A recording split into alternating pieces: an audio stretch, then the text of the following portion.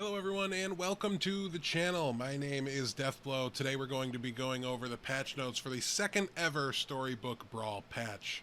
It's kind of a rough week, dominated by a lot of copycat book decks. I'm very curious to see what they're going to do to nerf that particular build, and also as we see here already, we've got a hero nerf as well.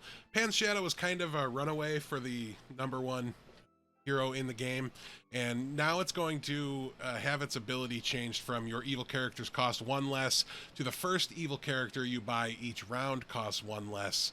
This should be a pretty interesting change that's going to bring it more in line with a lot of the more mid to high range heroes in the game, instead of kind of being a standalone S tier champion, which is really what I think almost everybody had it as going into this patch.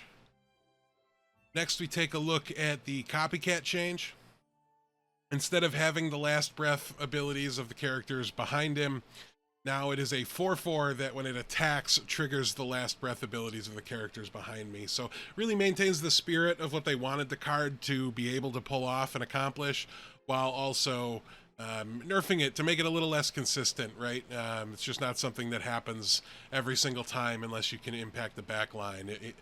You're going to want to put it in the second position, so that way it gets the effect of 2 things behind it, and now somebody will get the opportunity to attack it and kill it before it goes off. So a little less reliable for the Copycat build.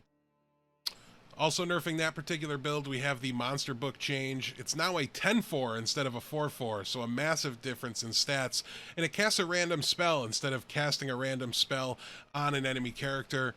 It can cast Falling Stars, Earthquake, Ride of the Valkyries, Blessing of Athena, Lightning Bolt, Fireball, Shrivel, Poison Apple, Disintegrate, and Pigamorph.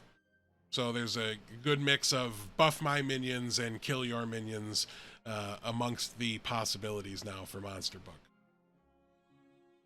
Oh, it also says here that the upgraded version now casts 2 different spells. So if you do hit Pigamorph, you have to hit the RNG lottery in order to get the second Pigamorph. I think that'll help it feel a lot less cheesy, but obviously that high roll possibility will still remain for the cat book deck. A treasure change here next for Deck of Many Things.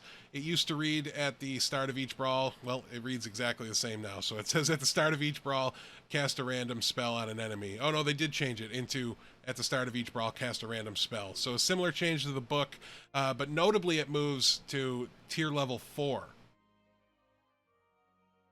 I really like the idea of moving something into 4 from 5. 5 is chock full of very powerful treasures, and 4 had just 1. More on that in a minute, but 4 really feels weak as far as treasures go, and I think Deck of Many Things will make a welcome addition to the list of 4s that we can possibly go for now. I tended to kind of avoid it in a lot of builds, to be honest. Yeah. At least once you already had your Lich's Heart. Happy Little Tree will basically be the same, but now it will get the health benefit even when it's in your hand. It doesn't have to be on the board and see combat for that brawl in order to get the buff.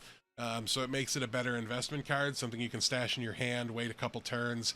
If you see the right tree ants, then all of a sudden you want this high toughness, low attack minion, and you can add it to the board later. I like this a lot. I think tree ants are a pretty solid, fun tribe to play, but they do need a little bit of help, especially in the early game. Hopefully this provides that.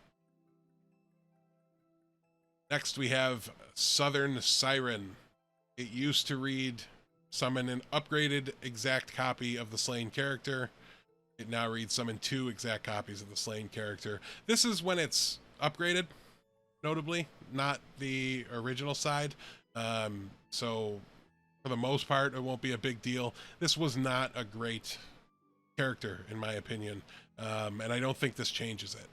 Obviously, it needs to do well on the unupgraded side of things in order to get you here. So yeah, I do, however, like that they're stopping you from summoning upgraded things unnecessarily, as that is really impactful to the damage calculations.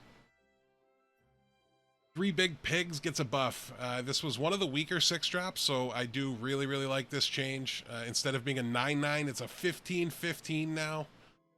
It also gets bigger on the last breath. The sum of the parts needs to be equal to the whole. So if it's a 15-15, then the pigs need to be 5-5s. Hopefully I said that saying correctly. Fairy Godmother went from a 2-2 to a 3-3. And when one of your good characters dies, instead of giving +2 health this brawl, it now gives +3 health this brawl. Don't think this really solves the problem of Fairy Godmother. Getting an extra power helps, but just pumping the toughness didn't quite get there and didn't quite do it for me. It's very difficult to get a lot of value out of this card. It needs to disappear in the late game comps, and to be honest, I'd like some 4-drops to be able to stick around into the late game, but Fairy Godmother is still probably not going to be able to do that, but nonetheless gets a little bit of a boost. If it's going to stay in the 4 spot, it's got to be better than it was. Next we go to Nutcracker. Instead of being a 2-10, it is now a 4-10. Again, this is a little underpowered for a 4-drop, and now it will be able to do a little more trading, and I think provide a little bit more stability to the board.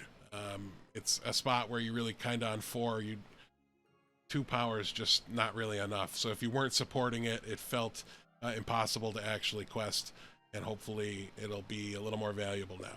So a decent buff to princes, princesses, and also treants. Cinderella now quests at 4 spells instead of 5. I think this is a great change. She was very good, very reliable, consistent, but now she feels like it's going to be a little more impactful to hit that treasure. By the time you quested Cinderella, it was just basically over. Didn't matter too much anymore what you got, oftentimes. So now hopefully the result and the reward will be a little more fruitful for you, and it shouldn't really make it overpowered or anything like that, I don't think. But another decent little buff to princesses and princes. Yet again, the Brave Princess gets another buff here. It used to be a 3-3, now it's a 4-3. I think that's going to do a pretty good job of changing things up. I don't know exactly how the breakpoints are going to work. It's hard to say exactly, especially when you factor in some of the common supports that might be pumping it up or helping it get there. But this was a card that was tough to get value on, and now hopefully it'll be just a little bit easier while still not being great. But we'll see how Brave Princess fits in going forward. 3 buffs in a row to princes and princesses, I think, is notable. Lich's Heart removed from the game. A little torn. I liked this card. I liked using it. I liked the value it gave, but it was kind of an automatic grab.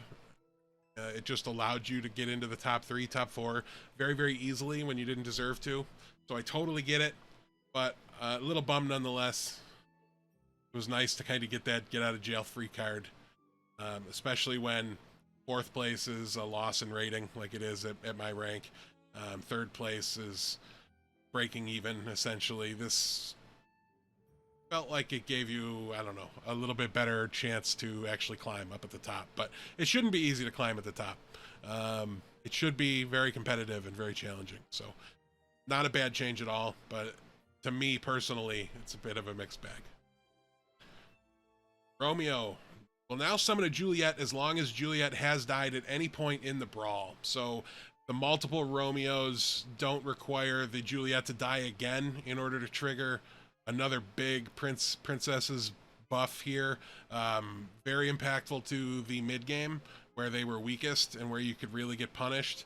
Yeah, I don't know. I've got to see exactly how this works, but I know one of the developers was in our stream earlier. Muerte will now summon 2, and it's just all around a very good change. Some other issues: Robinwood's ability now happens after Ashwood Elms, potentially impactful.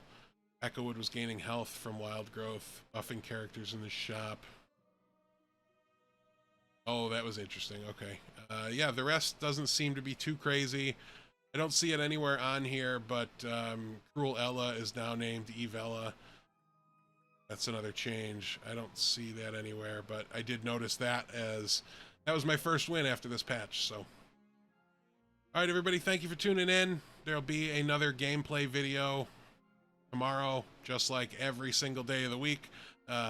Weekdays, of course, Monday through Friday, we're putting out a game every single day. Be sure to like, follow, subscribe, comment, do all of the things you can do to support the channel. Really, really appreciate it. Things are going well over here. We're putting out a lot of content for this game early on in its life, and it seems to be paying off. So I just want you all to know I really do appreciate your support. I hope you enjoy the games. Stop by the stream, say hello, and we will see you guys next time.